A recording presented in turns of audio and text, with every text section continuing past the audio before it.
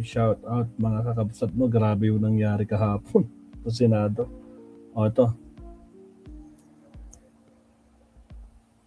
Matapos paiyak-iyak, si Villanueva naman ngayon ang nagsasawsaw ng drama. O ano bang sinabi ni Villanueva? Ni Joel Lord. Bangis ng citrus ang kailangan. Mountain Dew, tikman ang adventure! Sir Tony, anong sinasabi ni Joel Villanueva? Yung kanya dyan, no? Joel is Lord dyan sa Bulacan. Ano natin to?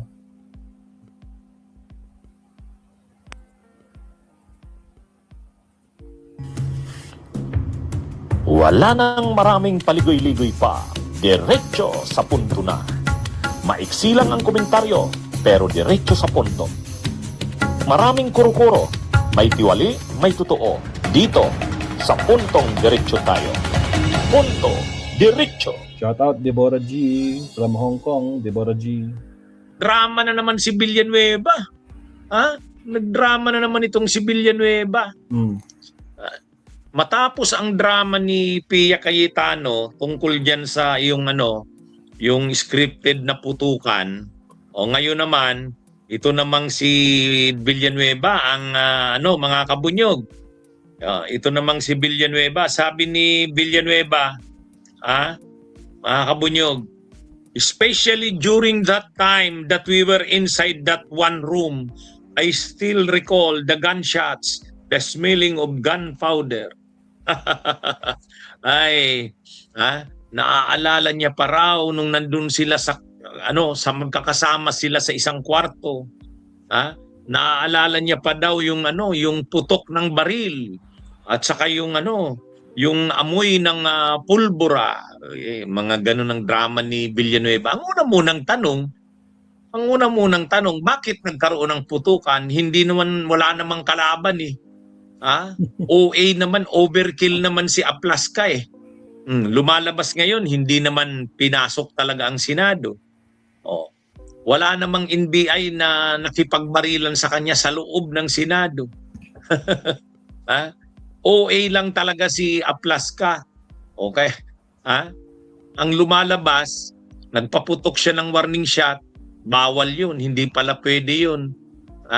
Hindi pala pwedeng magpaputok ng warning shot kasi siya, private security agency. Ang rule na mag-aano doon. Hindi naman sila law enforcement agency ng gobyerno. At tapos wala naman talagang pinaputukan. Nakita sa CCTV, wala namang pinapaputukan. Wala namang tao doon sa loob ng sabi kasi nakapasok na yung mga NBI, linulusob na ang Senado, hindi naman ganun. Kaya itong si Joel Villanueva sasabay-sabay pa sa drama na yan.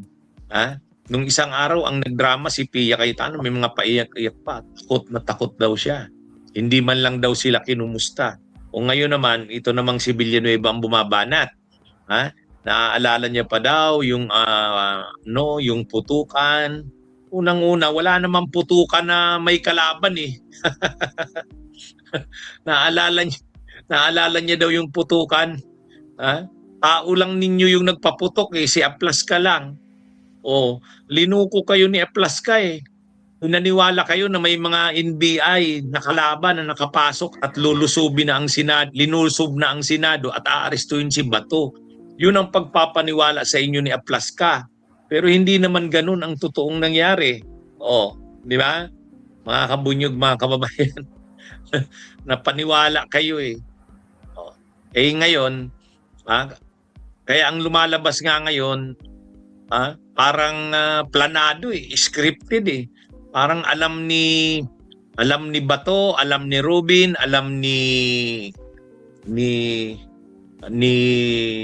Plaska at alam ni Cayetano. Siguro sila Villanueva hindi nila alam 'yun. Pero ang lumalabas ngayon, alam ni Robin Padilla.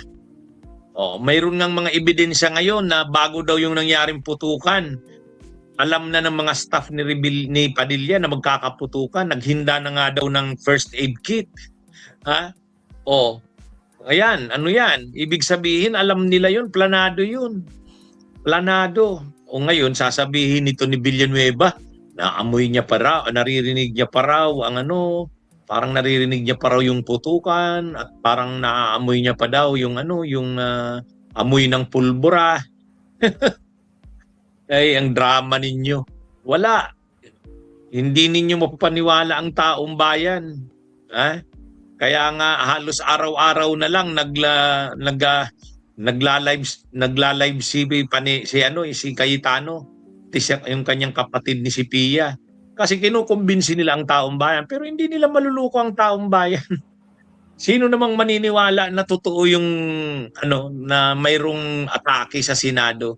Lahat ng ebidensya, CCTV, lahat nagpapakita wala.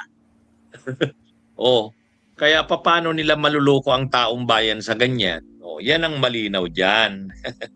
Oh, yan ang malinaw diyan. Itong si Villanueva sumasawsaw naman. Sumasawsaw naman ngayon itong si Villanueva.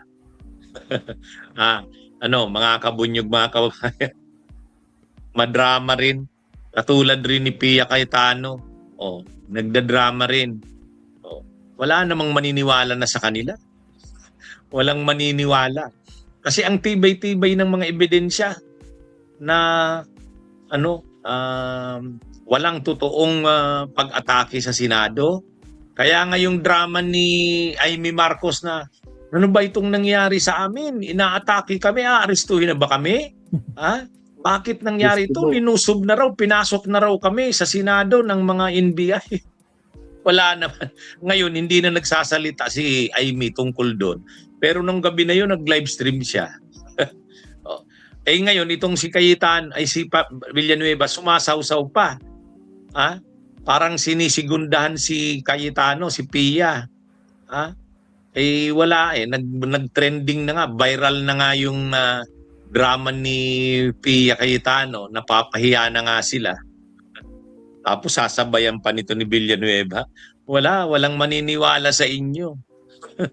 Lalo na pag gumulong na yung mga investigasyon. Lalo silang mahuhubaran diyan. At baka marami pang ma-expose diyan.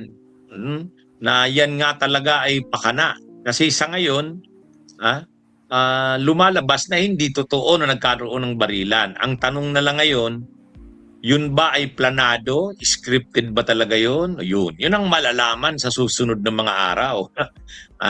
Yan, maghanda kayo dyan, Villanueva. Kaya yung mga drama-drama nyo, hindi yan uubra. Okay, mga kabunyog, mga kababayan, magandang araw sa inyong lahat. Bunyog, bunyog, halikan na kasama ka. Bunyog.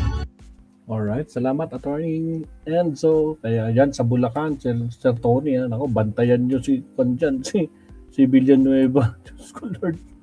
May sinasabi pa kasi Sir Tony kanina dito.